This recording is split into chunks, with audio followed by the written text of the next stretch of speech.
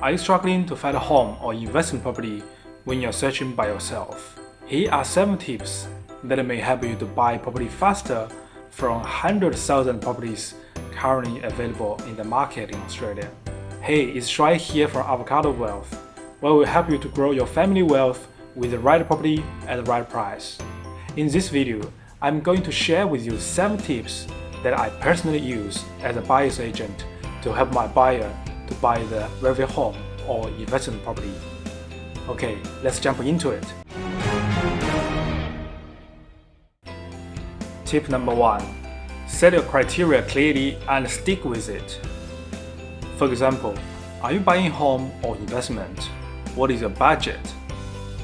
If you're buying a home, is there any feature that is a must-have for you? What sort of suburb that you want to live in? And how are you going to commute to the work? How many bedrooms do you need? Do you want a pool and ensuite? If you're buying the investment property, what is the investment strategy that you're going to use? And what is the rental yield you're after, or the capital growth? You can browse some properties in your preferred suburb first before you set in your criteria. And it is common to look around before you know exactly what you needed. However, it is important to set your criteria before you actually start to shortlist your ideal property, because there are so many property available in the market. If you don't narrow down your criteria, you may get lost in the property ocean. And after you set up your criteria, often you don't change it. But in some cases, you may need to change your criteria. For example, if the market moved up, you may need to adjust your budget or adjust the property or area that you can afford. Or if your own circumstance has changed, then you will need to adjust your criteria accordingly. Tip number 2. Prioritize your criteria items. When you have a set of criteria, you may realize that you can't find a property that meet all of them, and it's quite common, even people with a lot of budget. There are basically 3 types of criteria: convenience or location, price or affordability, and quality or type of property. They are like a triangle. You can optimize 2 of those criteria, but cannot optimize 3 in the same time. So, if you're buying a home, you need to ask yourself, are you going to stick with your budget strictly? Or can you be a little bit flexible so you can find a property in your preferred area? Or you just want a big house within your budget so you can be flexible with the location? Or can you sacrifice your budget or quality of the property so you can purchase in a school zone that your kids can go to the top ranking public school? If you're an investor, you need to ask yourself, what is your maximum budget? And what sort of strategy that you're going to stick with? And once you know the strategy that you're going to use, you will know what kind of criteria you're going to prioritize. For example, if you're using positive cash flow strategy, then rental yield is going to be on the top of the list. And if you're looking for capital growth strategy, then finding the property in the right suburb with the right budget is going to be on the top of the list. Tip number 3. Don't overlook other real estate portals. Sometimes sellers don't want to put their ads on realestate.com or domain.com because those major portals will charge you a lot for the advertisement. So they may choose other platforms or free websites to put their listings. So please do not only look at those 2 major portals, as you may miss out some good valued properties. I'll give you some examples of other real estate portals, such like property.com.au, allhomes.com.au, squeeze.com.au, homely.com.au, gumtree.com.au, realestateView.com.au, homesales.com.au, and the list can keep going. And don't forget to go to some big franchise agencies' website, because they would have all the franchises listing available in the website for search, such as Rewild.com or Professionals.com, and some real estate big bodies may also have their platform for the members, such as Rewild.com in WA. Number 4. Talk to the selling agent in your target segmentation.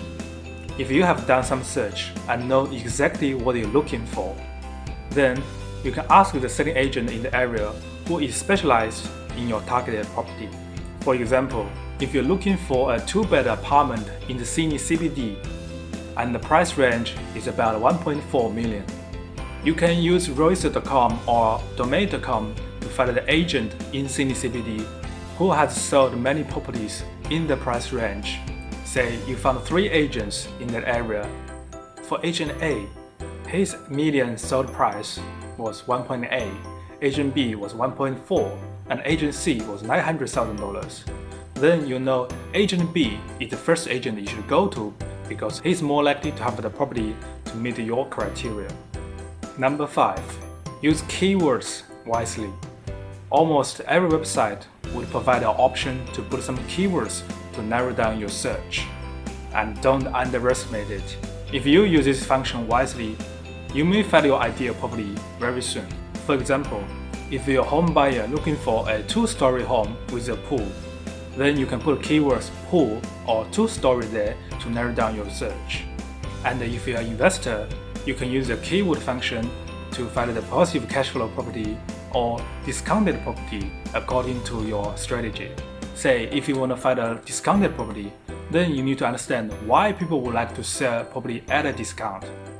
If the seller would like to sell at a discount, this would mean they may want to sell it faster because of financial stress, or they got some situation they must sell and move on. For example, they need to move overseas very soon, or they may have made some good profit in other investment, so it's okay for them to sell this property at a loss, and they are open for all offers. Therefore, some keywords that you can use are, for example, all offer considered, bank says sell, bankrupt, bargain, below valuation, deceased estate, divorce, fast sale, urgent, moved overseas, motivated seller, and so on. By the way, if you find value in this video, please hit the like button and comment below. And don't forget to subscribe and ring the bell so you don't miss out the latest tips or insight of Australian real estate and investment. Okay, let's jump back.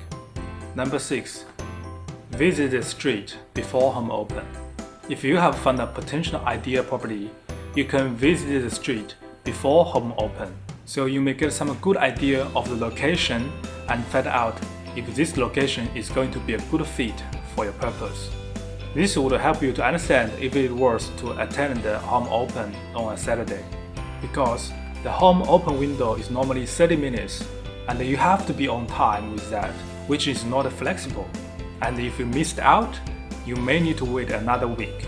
On the other hand, you can visit the street at any time at your own convenience, and you can have an idea on the street in different times, which can help you to understand something more which you may not be able to find on Saturday home open. Number 7. Compare recently sold properties to justify the price of your property. Before you put in an offer, it is crucial to understand the market and double check, so you're putting an offer with the right price instead of overpaying. Don't just put an offer because the price is within your budget. You can do some research to find the recent sold properties in the same area and pick the comparable sales to compare with the property that you are going to buy. So you will understand if you are paying a fair price or not. In addition, you can use the data of recently sold properties to work out the average vendor discount in the same area. So you will know how many percentage discount your vendor is likely to give away. For example, if you have worked out the average vendor discount in the suburb is about 5% from asking price, and the property you are going to buy is asking for $700,000, then 5% means $35,000. So you may try to offer $665,000 to reflect the vendor discount. But don't be too stubborn with the discount number. It will depend on many other factors, such like how many days are this property on the market, or how many other competitors are there. These are the 7 tips I use. to help my home buyers or investors to secure the property faster and preventing them from overpaying. I hope you can start to practice these tips and find your ideal property soon. If you need help on buying your home or investment property, please feel free to contact me for a short chat so I can find out if we can help. Good luck on your property searching, and I will see you in the next video.